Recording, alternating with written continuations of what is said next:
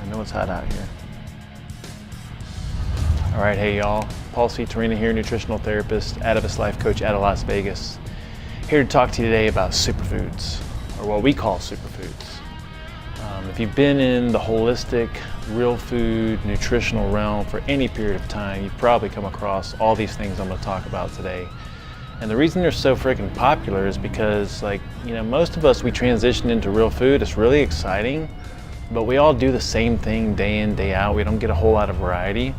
And if we're trying to mimic an evolutionary template, you look at our ancestors, our healthy ancestors, even if you look at non-modernized populations today that have superior health markers, you'd see they get a lot of variety and they make use of a lot of things that we just don't make use of today, especially in America. Now, the first and the easiest to make is bone stock.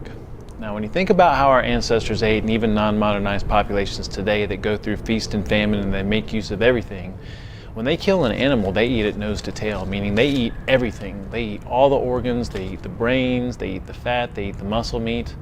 And then they take the carcass and the bones and they simmer that in water and they drink the water. They use that liquid for something else, but they consume it, So when they consume the water that's been boiling the bones, minerals from the bones leach into the water.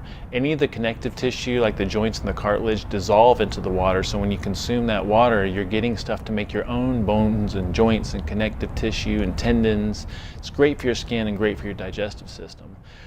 Here in America, most of us probably eat just muscle meat. And even though we recommend eating fatty cuts and bone in and skin on, even with that nutrient upgrade and synergy and balance, we're probably still missing some things, and it would benefit us a lot to get some of this bone stock in. So bone stock is really easy to make. You simply take some bones, and what I like to do is save the bones from whatever it is that I'm eating.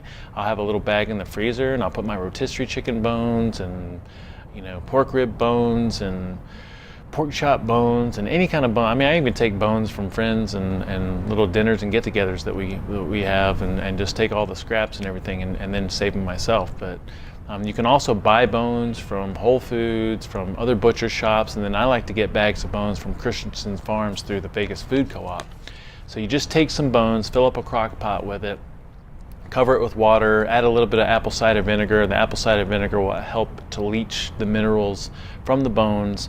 I like to put in a couple of carrots and a half an onion for flavor. You can put in some other stuff, but I feel like those are the things that give us the most bang for buck as far as flavor go. And then you simmer it for 24 hours and strain the liquid out. And the liquid that you have is extremely nutrient dense, and it's something that you can use to drink on its own, or you can actually add that liquid to as the base, for cooking white rice or for using for soups and stews and sauces and things like that. I'd recommend consuming as much of it as you can on a regular basis. I try to get a half a quart in per day. When you make that stock, to make things more efficient, I like to make 2 or 3 batches out of the same set of bones. So I'll make the one set of stock, I'll pour the liquid out and strain it, and then reserve that. And then I'll fill it back up with water, add a little bit more carrots and onions, and I usually get 2 or 3 batches of gelatinous stock out of it. All right. Now, the next easiest superfood to make would be kombucha. Kombucha is really popular. It's an effervescent, meaning like a fizzy, sparkly kind of drink. A lot of people use it as an alternative to soda. And it's fizzy because it's fermented. It's a fermented sweet tea that through the fermentation process, it turns from a sweet tea to a non-sweet tea, depending on how long you ferment it. And because you're inoculating it with beneficial bacteria and organisms, you get probiotics, and you also start to create new nutrients through it. It's like through fermentation, you have like a little transformation process that happens. Indigenous cultures have been consuming something that looks like kombucha for, I think it's estimated, over 2,000 years. And there's all kinds of different varieties and strains, but it's an extremely helpful drink, and it's something to add some variety to what you're already doing. And for those of us coming off of soda pop and carbonated beverages, it's a really, really great alternative. Now, kombucha, super simple to make. All you got to do is take some sweet tea. Recommended that you take organic black tea, and then you make sweet tea out of that organic black tea. And then you want to add some kombucha starter fluid, and then a kombucha SCOBY, which stands for symbiotic culture of bacteria and yeast. You add that to the sweet tea, and those bacteria and yeast start to feed on the sugar in the sweet tea. And over a certain period of time, you're going to notice that it transforms from a sweet tea into something that tastes a little bit more kind of neutral or maybe even vinegary. And so to figure that out, you have to taste it throughout the process. It usually takes about maybe 5-7 days for it to turn from a sweet tea to this kind of halfway point between sweet and sour.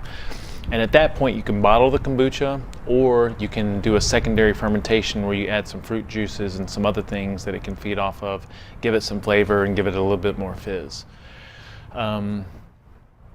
And then kombucha, drinking wise, I'd say that you can drink as much of it as you want because it has the potential for sugar. We'd not recommend drinking it in the morning, but we drink it throughout the day in the middle of fast. It's great for fast, and it's great on a hot afternoon,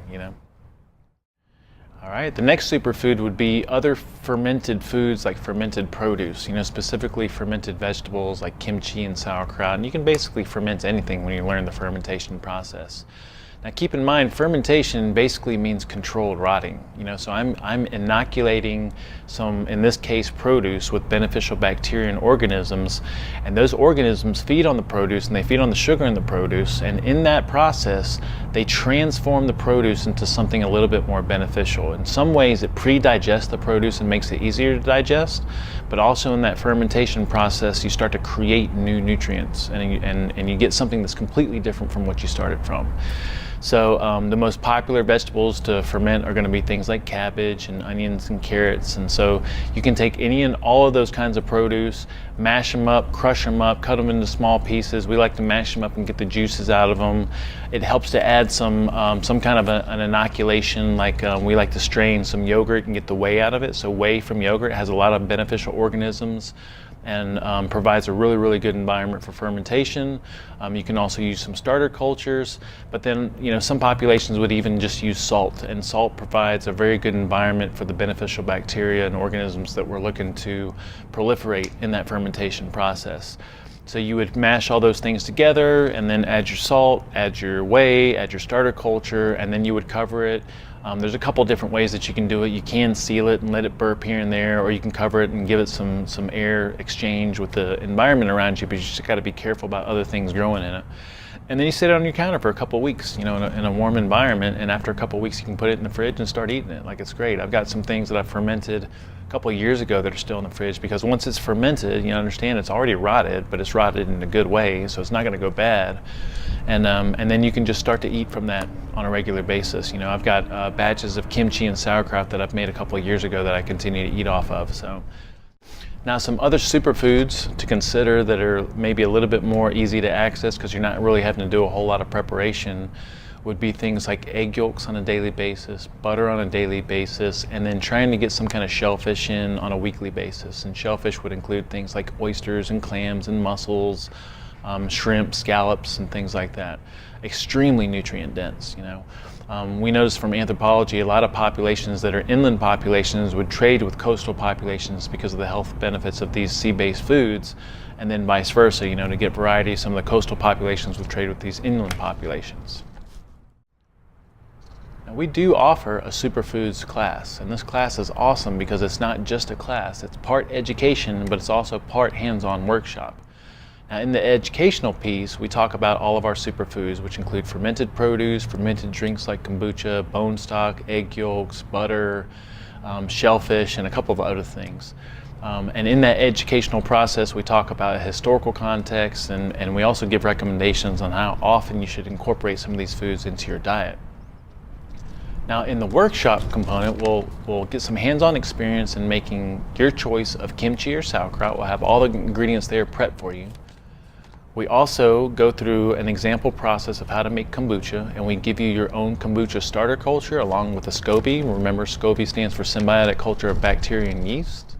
We also go over a demonstration on bone stock, a step-by-step process on how to make it, and then we also have some finished bone stock there with the bones and everything, so you can see how we actually pour it and strain it.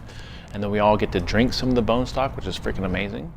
And this whole class comes with everything that you need, except for you need to bring a couple of empty quart jars, wide mouth mason quart jars, to fill up with your kimchi or sauerkraut.